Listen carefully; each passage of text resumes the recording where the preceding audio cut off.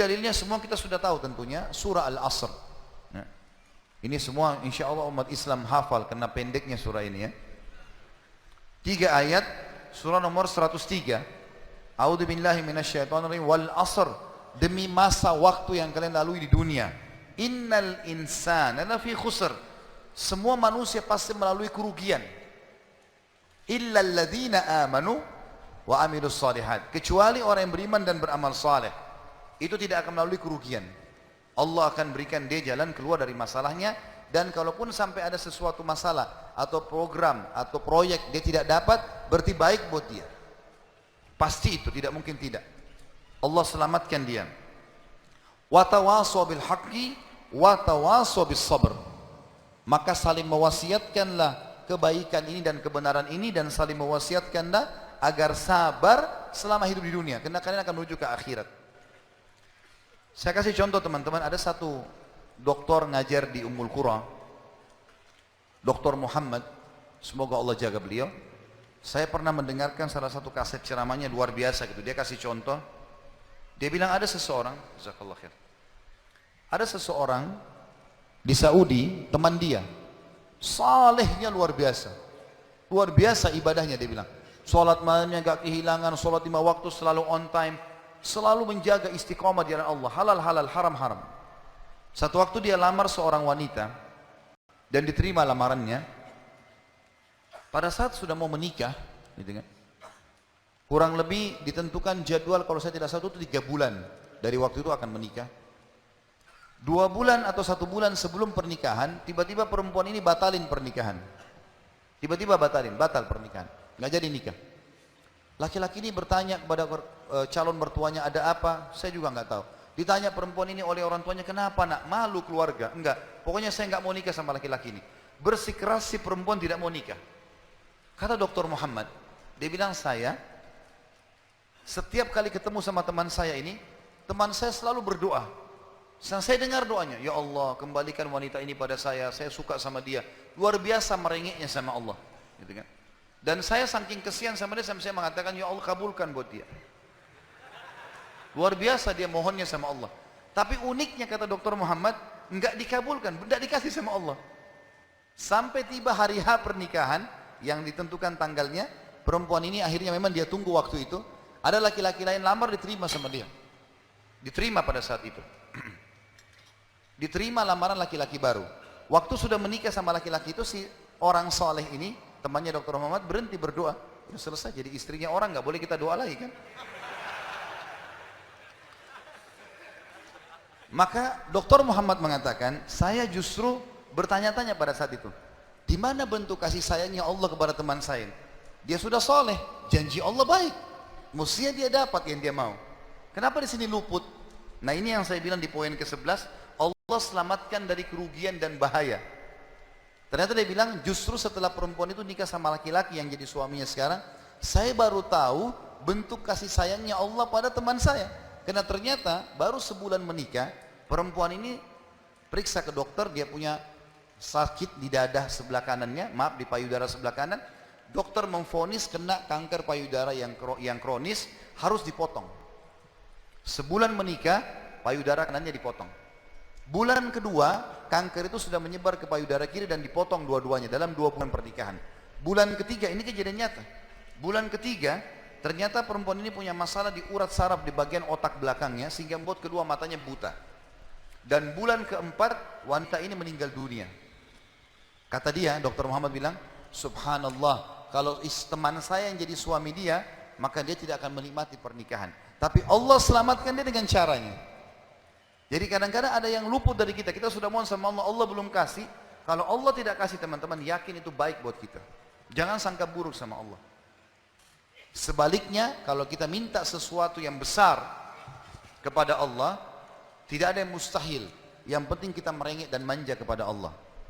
Dalam kisah yang lain di Yaman, dan ini sempat kisahnya menghebohkan Timur Tengah, anak muda hafal Quran, matanya buta. Anak ini dari kecil tidak pernah sekolah, dia ditinggal di rumah, tapi orang tuanya panggilkan guru ngaji, dia hafal Quran. Satu waktu umurnya waktu mencapai sekitar 25 tahun, dia berpikir untuk menikah, punya perasaan fitrah manusia, walaupun dia tidak melihat, dia ingin menikah. Setiap kali dia bicara sama ayahnya masalah pernikahan, ayahnya bilang, nak siapa yang mau menikah sama kamu? Nggak ada kerjaan, matamu buta gitu kan. Kalau misalnya ada orang yang simpatik baru kita bukain pintu itu. Anaknya selalu merasa terpukul, apa yang terjadi? Dia berdoa sama Allah. Dalam kisah ini dikatakan, dia cerita tentang dirinya, dia bilang saya berdoa selama sebulan. Sebulan penuh berdoa. Mohon sama Allah. Kasih ya Allah, nikahkan saya. Dan doanya begini, ya Allah, karuniakan saya wanita yang paling cantik di Yaman, yang paling pintar, yang paling kaya. Begitu doanya. Saya sengaja datangkan contoh pernikahan supaya tidak ngantuk ini. Langsung melotot matanya laki-laki di sini. Tapi memang kisah nyata terjadi seperti itu.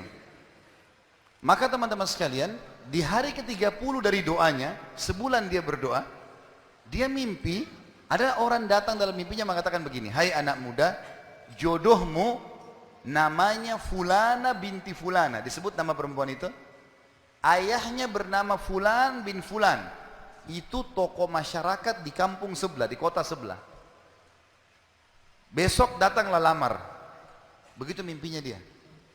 Dia bangun, kaget, dia sholat tahajud, kemudian dia sholat subuh, habis sholat subuh dia ikut ke masjid, buta matanya pergi sama ayahnya ke masjid. Pulang dari sholat subuh dia bilang sama ayahnya, ayah, ada enggak kota di sebelah kita ini namanya kota ini?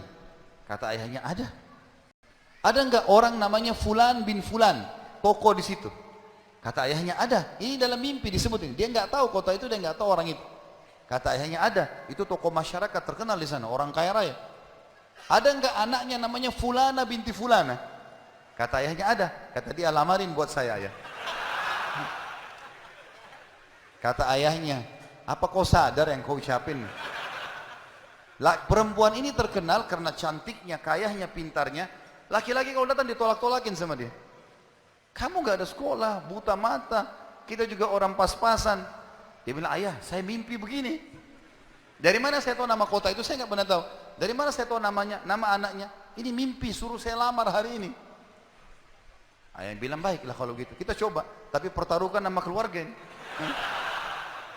Bisa diterima, bisa ditolak. Dia bilang, pergilah ke sana. Disambut, diterima oleh orang itu. Subhanallah, ini kisah nyata ya, menghebohkan Timur Tengah kisah ini. Luar biasa. Maka pada saat itu masuk dalam rumah, disambut dan segala macam. Tuan rumahnya tanya, iya ada keperluan apa? Dia bilang, ini anak saya buta matanya tapi hafal Quran, disebutkanlah kebaikan-kebaikannya. Entah kenapa dia minta melamar anak anda karena dia mimpi semalam. Anehnya si calon ayahnya si perempuan ini langsung bilang, saya terima lamarannya. Tiba-tiba kisah nyata begitu. Yang ayahnya si laki-laki bilang, kenapa anda spontan terima? Dia bilang, karena saya juga mimpi tadi malam. Loh, kisah nyata.